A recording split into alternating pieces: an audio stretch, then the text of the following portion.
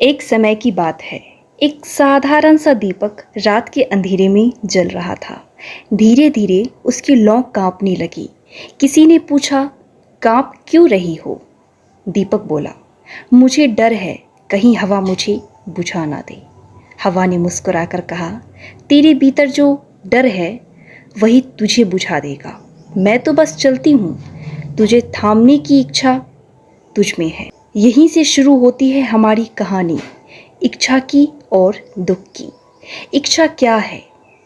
इच्छा एक बेचैनी, एक प्यास जो पूरी होकर भी अधूरी रह जाती है।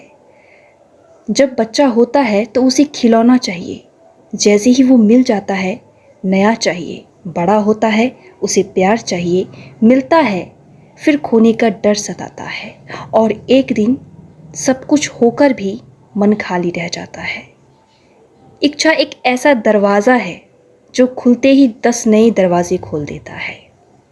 लेकिन क्या हर दरवाजे के पीछे सुख है? नहीं, हर दरवाजे के पीछे एक और अधूरी चाहत छिपी है। बुद्ध का साक्षात्कार। सिद्धार्थ एक सम्राट के पुत्र थे।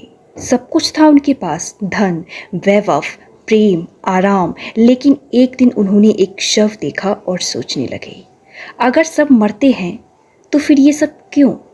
उन्होंने सब त्याग दिया, जंगल गए, ध्यान लगाया, और एक दिन बौद्धि वृक्ष के नीचे उन्हें आत्मज्ञान हुआ।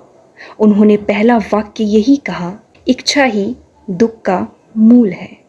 जो तुम चाहते हो वही तुम्हें बांधता है, और जो तुम्हें बांधता है वही तुम्हें दुख देता है। इच्छा की आग में जलना मत। कल्पना करो, तुम्हारे मन में एक मोमबत्ती है, हर इच्छा उसमें एक और लौ जलाती है। धीरे धीरे वो मोम पिघलता है। तुम थकने लगते हो, लेकिन लौ बुझती नहीं। तुम सोचते हो, बस इतना और पालूं, बस थोड़ी और मोहब्बत मिल जाए, थोड़ा और पैसा, थोड़ा और सम्मान। तुम भागते हो, लेकिन शांति दूर होती जाती है। इच्छा की आग बुझाई नहीं जा सकती, क्योंकि उसे हवा तुम खुद दे देते हो। इच्छाओं की श्रेणियां। बुद्ध ने इच्छाओं को 3 भागों में बांटा है। पहला, काम तृष्णा, इंद्रिय सुखों की इच्छा, अच्छा खाना, सुंदर शरीर और आराम। दूसरा, भाव तृष्णा, अस्तित्व की इच्छा, नाम, पहचान, सफलता। तीसरा, विभाव तृष्णा, नष्ट होने की इच्छा, खुद को मिटा देना, संसार में विरक्त होना। इन तीनों का जड़ एक ही है, अहंकार और अधूरापन, हमेशा कुछ बनने या मिट जाने की बेचैनी। हम क्यों चाहते हैं? क्योंकि हम खुद को नहीं जानते। हम सोचते हैं, अगर मैं कुछ पा लूँगा तो मैं पूरी हो जाऊंगी। लेकिन सत्य ये है, तुम पहले से ही पूर्ण हो। इच्छा तुम्हें यह एहसास नहीं होने देती। वो हमेशा कहती है, तुम अधूरे हो और ये चीज़ तुम्हें पूरा करेगी। पर जब वो चीज़ मिल जाती है तो अगली इच्छा जन्म लेती है। जब इच्छा पूरी नहीं होती तब आता है क्रोध, जलन, ईर्ष्या और संतोष। कोई और वही चीज़ पाले जो तुमने चाही थी तो मन टूटने लगता है।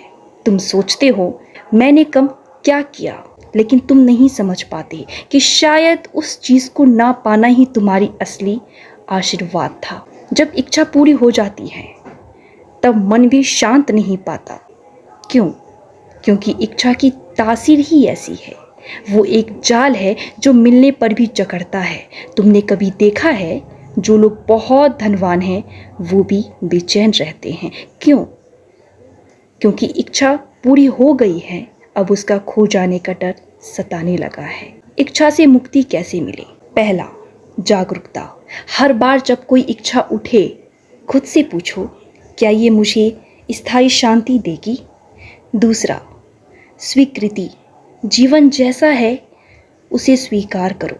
इच्छा तब होती है जब हम होने से इनकार करते हैं।